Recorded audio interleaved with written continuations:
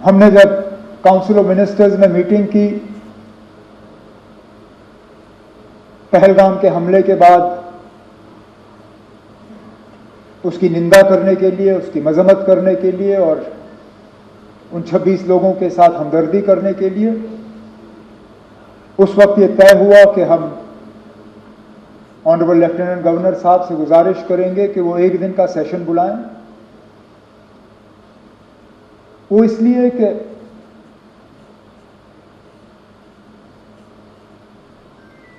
न पार्लियामेंट न इस मुल्क का कोई और असेंबली पहलगाम के उन 26 लोगों के दुख दर्द को इतना समझती है जितना जम्मू कश्मीर का अपना ये असेंबली है। स्पीकर साहब, दाएं बाएं देखिए, आपके सामने वो लोग बैठे हैं जिन्होंने खुद अपने किसी करीबी रिश्तेदार को कुर्बान होते हुए देखा। हमारी छोटी बहन शगुन से लेके सकीना, सजाद, कैसर, किन किन के नाम लूं? किसी ने वालिद खोया, किसी ने अंकल, और सजाद ने जिस तरह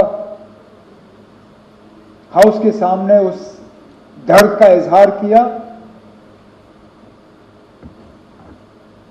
मेरे पास शायद उससे बेहतर उसका यहां हाउस के सामने जिक्र करने के लिए अल्फाज नहीं होंगे।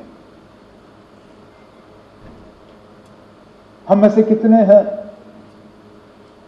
जिनके ऊपर हमले हुए? रफीक साहब,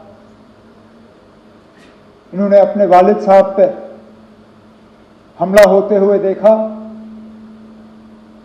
नायक साहब, उस हमले की जो निशानी उन पे रही, कब्र तक वो उन जख्मों को ले गए। इसी तरह कई सारे हमारे साथी जो अगर हम गिनना शुरू करें, गिनते गिनते थक जाएंगे कितने हमले हुए। ये असेंबली, राठौर साहब आप उस असेंबली के मेंबर थे, सलाथिया साहब उस असेंबली के मेंबर थे, सागर साहब, मुबारक गुल साहब, सैफुल्ला मीर साहब, कितने और हमारे साथी जब 1 अक्टूबर 2001 श्रीनगर के असेंबली कॉम्प्लेक्स पे हमले में 40 लोग अपनी कीमती जानें गंवा गए। इसलिए मैंने कहा, उन लोगों के दुख दर्द को शायद इस असेंबली से ज्यादा कोई और असेंबली या पार्लियामेंट समझ नहीं पाएगी। इसलिए हमने चाहा कि यहां इस हाउस के तरफ से इस हमले की मजम्मत हो और उन 26 खानदानों के साथ हम अपनी जो है उनके साथ हमदर्दी करें। हम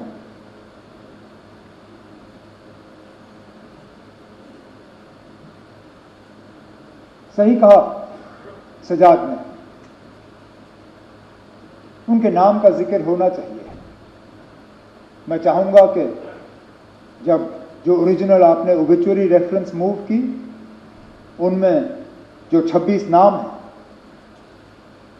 लेफ्टिनेंट नेवी के अफसर विनय नरवाल हरियाणा से, एन रामचंद्रन केरला से, दिनेश अग्रवाल छत्तीसगढ़ से, अतुल श्रीकांत मोनी महाराष्ट्र से, नीरज उधवानी उत्तराखंड से यूएई में काम कर रहे थे, समीर गुहा वेस्ट बंगाल से, सुशील नटियाल मध्य प्रदेश से, संजय लेले महाराष्ट्र से, संदीप न्योपानी नेपाल से, बितेन अधिकारी वेस्ट बंगाल से, मंजुनाथ राव कर्नाटक से, दिलीप देसले महाराष्ट्र से, प्रशांत सतपति उड़ीसा से, मनीष रंजन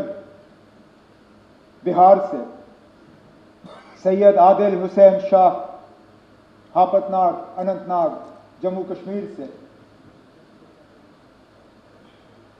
JS चंद्रमौली आंध्र प्रदेश से, मधुसूदन राव कर्नाटका से, संतोष जगदाई महाराष्ट्र से, कस्तूबा गणवोटे महाराष्ट्र से,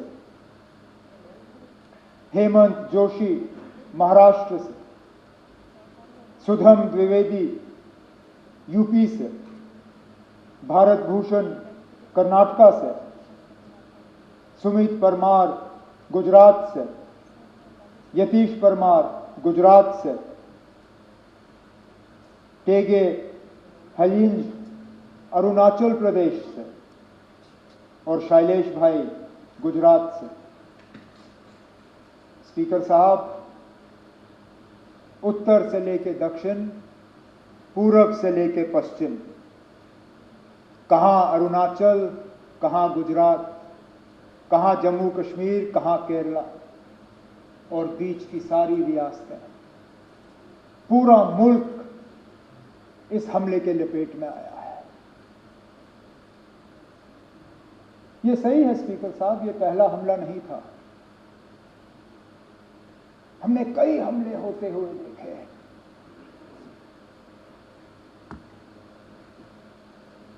हमने अमरनाथ यात्रा के कैंप पे हमले होते हुए देखे। हमने डोडा के मुख्तलिफ गांवों पे हमले होते हुए देखे। हमने कश्मीरी पंडितों के बस्तियों पे हमले होते हुए देखे। हमने सरदारों के बस्तियों पे हमले होते हुए देखे। लेकिन एक बीच का ऐसा वक्त आया था, ये बाईसरन का हमला 21 साल के बाद इतना बड़ा हमला हुआ है सिविलियन। हमें लग रहा था कि ये हमले जो हैं ये अब हमारे माजी का एक हिस्सा है, they are part of our past. ये हमारे आज की कहानी नहीं है, ये हमारा मुस्तकबिल नहीं है। लेकिन बदकिस्मती से बाईसरन ने दोबारा वो हालात यहां पैदा किए, जबकि हमें लगता है कि पता नहीं अगला हमला कहां पे होगा।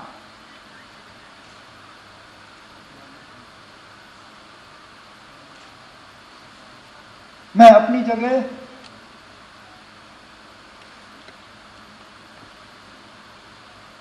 क्योंकि उस दिन लीडर ऑफ द ऑपोजिशन के साथ मैं भी पुलिस कंट्रोल रूम पे मौजूद था जब हमने 26 लोगों को वहां पे श्रद्धांजलि पेश की।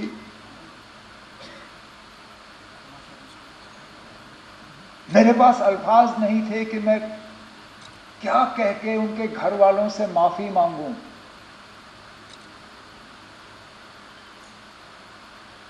ये जानते हुए कि जम्मू कश्मीर की सिक्योरिटी, जम्मू कश्मीर की सुरक्षा, जम्मू कश्मीर के लोगों की चुनी हुई हुकूमत की जिम्मेदारी नहीं है, लेकिन तब भी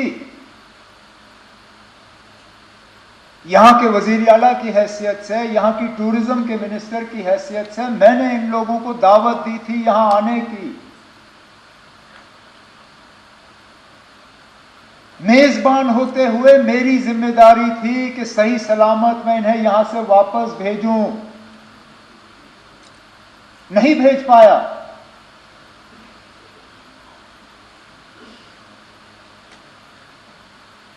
और माफी मांगने के अल्फाज नहीं थे।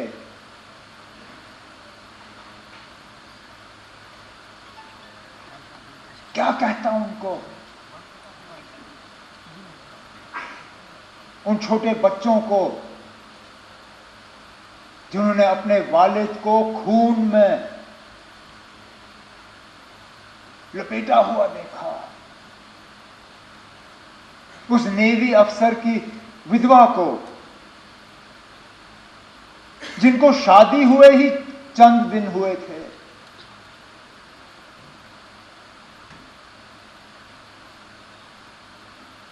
मुझे एक दो आए, मुझे कहा हमारा कसूर क्या था, हम पहली मर्तबा कश्मीर आए थे छुट्टी मनाने के लिए,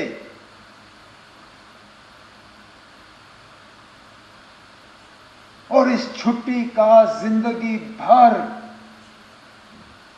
अब हमें खमियाजा भुगतना पड़ेगा।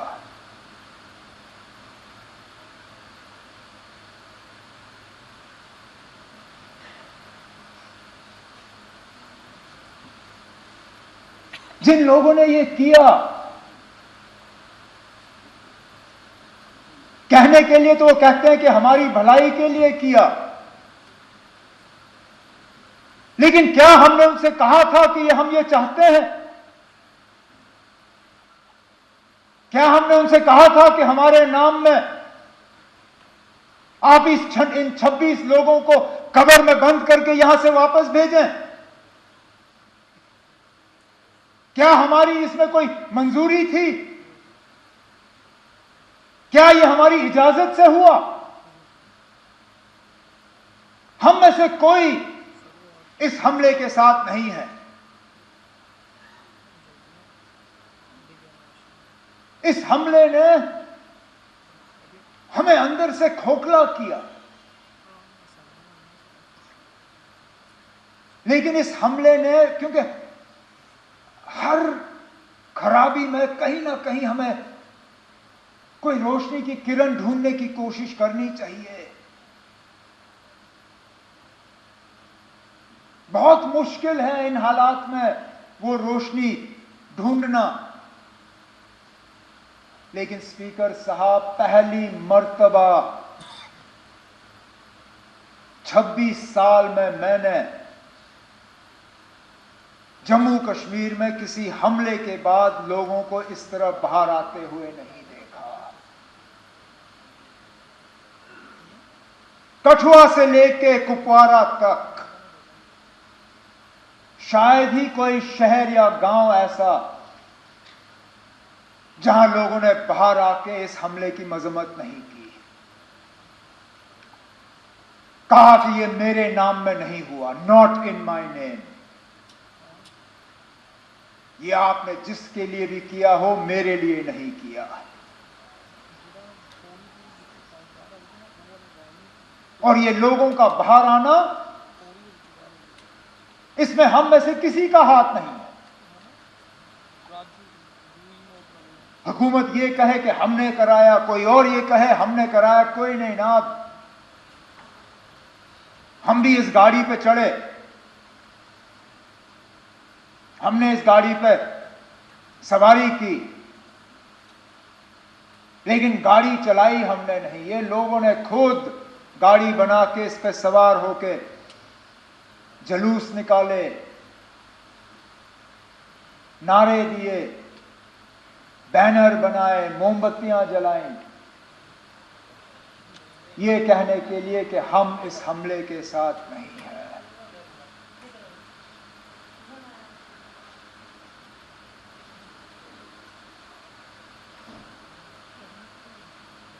मिलिटेंसी, टेरर, दहशत, आतंकवाद,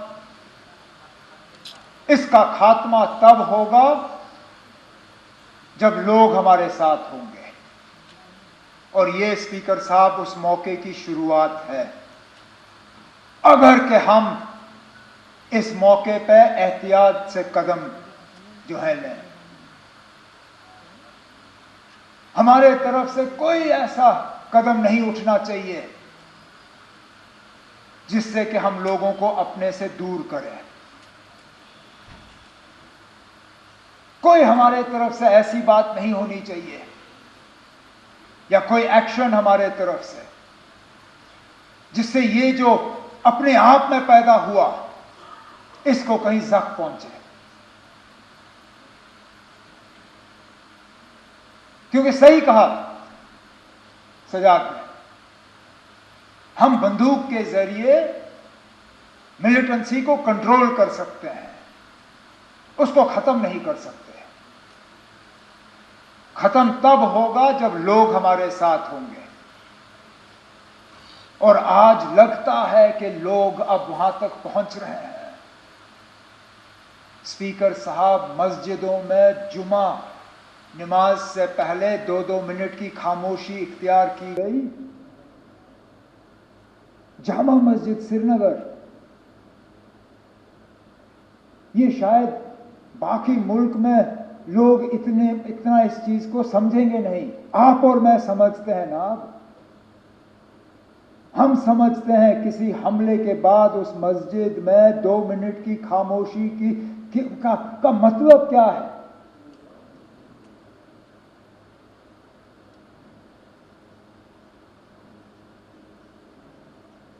तो मेरी तो सिर्फ यही कोशिश रहेगी कि इस सिलसिले को हम बनाएं, बढ़ाएं, घटाएं नहीं, कम ना करें।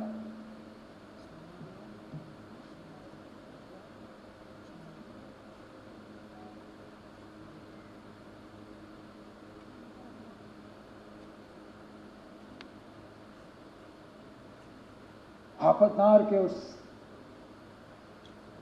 नौजवान आदिल के बारे में क्या कहें। अरे ना, जान की परवाह सबको होती है, लेकिन अपनी जान की फिक्र ना करते हुए टूरिस्टों को, अपने मेहमानों को बचाने के लिए वो अपनी जान की कुर्बानी दे गया। भागता तो कौन उसको कुछ कहता।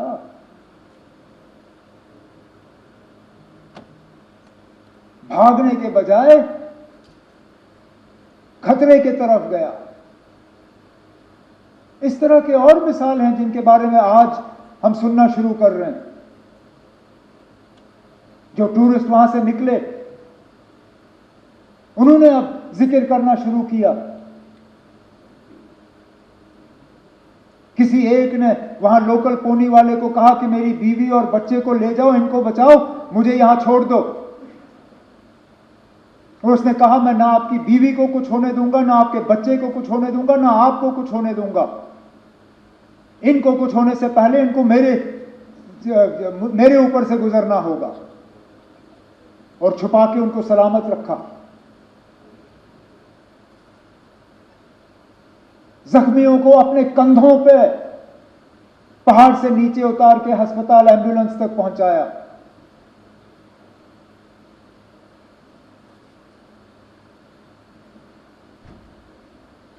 और उसके बाद जिस तरह लोकल लोगों ने मदद करने की कोशिश की,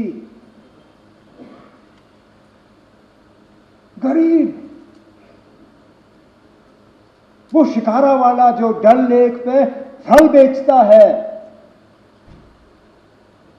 उसने अपनी किश्ती पे एक छोटा सा बोर्ड लगाया, टूरिस्टों के लिए मुफ्त फ्रूट चाट। अरे ना, वो दिन के 200-300 रुपए कमाने वाला,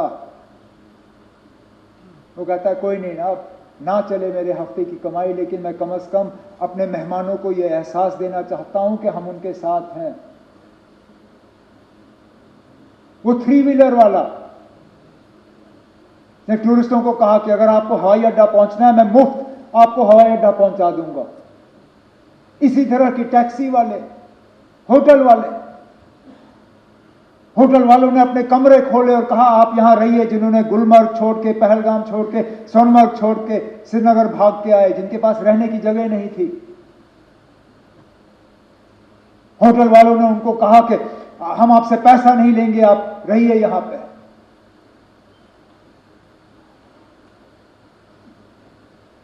मैं सलाम करता हूं। यही है हमारी मेहमान नवाजी। उसके साथ साथ उनका शुक्रिया करता हूं कि उन्होंने ये किया। जम्मू कश्मीर के बाहर हमारे कुछ स्टूडेंट्स, हमारे कुछ रहने वालों को कुछ जगहों पे तकलीफ हुई, उससे कौन इनकार कर सकता है। लेकिन मैं उसके साथ साथ उन तमाम रियासती हुकूमतों का शुक्रगुजार हूं जिन्होंने मौके पर तहकीकात करके हालात को काबू में लाने में अपना रोल अदा किया। मैं अपने मिनिस्टर कुलीग्स का शुक्रिया करता हूं जिन्होंने बिल्कुल कम नोटिस पे जगह जगह गए, कोई शिमला, कोई लखनऊ, कोई देहरादून, कोई बंबई, कोई चंडीगढ़। वहां की हुकूमतों का मैं शुक्रिया करूंगा कि इनसे मिलने के बाद इन्होंने मीटिंगें ऑर्गेनाइज की। हम अपने तरफ से एक सिस्टम जो है वो तैयार करना चाहते हैं, सोशल मीडिया और व्हाट्सएप वगैरह का इस्तेमाल करते हुए, ताकि एक नोडल पॉइंट हमें मिले। हम तो चाहेंगे कि इस तरह के हालात ना हो, लेकिन इक्का दुक्का अगर कहीं हो जाए तो बच्चों के पास, बच्चियों के पास, दूसरों के पास एक जगह होनी चाहिए जहां पे वो इन चीजों को दर्ज कर सकें। उसके लिए हम तैयारी कर रहे हैं।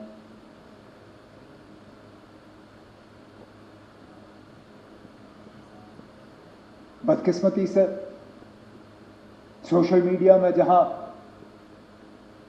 90% खबरें जो है वो सही होती हैं,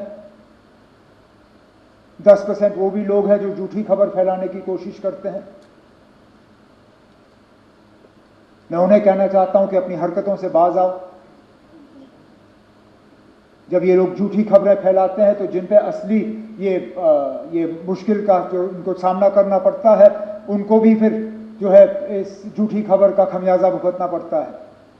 तो हम इन झूठी खबरों को बर्दाश्त नहीं करेंगे, ये मैं उनको वार्न करना चाहता हूं।